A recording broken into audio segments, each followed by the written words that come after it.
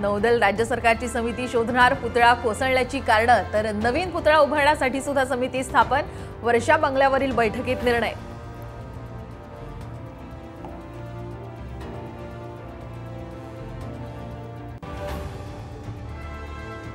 पूजा खेडकरच्या अटकपूर्व जामीन अर्जावरती आज दिल्ली उच्च न्यायालयात सुनावणी। 2 वेळा अटकेपासून मिळालाय तात्पुरता दिलासा।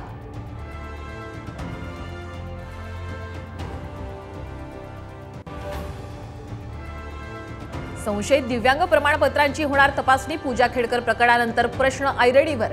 नोकर भरतीमध्ये बोगस दिव्यांग प्रमाणपत्र आढळल्यास थेट कारवाई।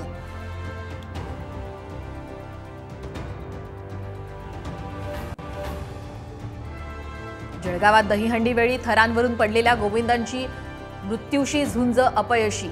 उपचारादरम्यान नितीन चौधरीची प्राणज्योत मालवली।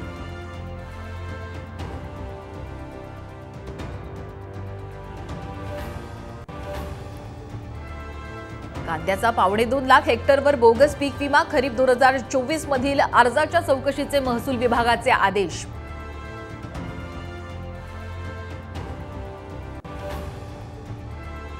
विधानसभेच्या आचारसंहितेपूर्वी सिडकोचा 25,000 घरांची लॉटरी। प्रथम येणाऱ्यास प्राधान्य या तत्वावर घर देणार।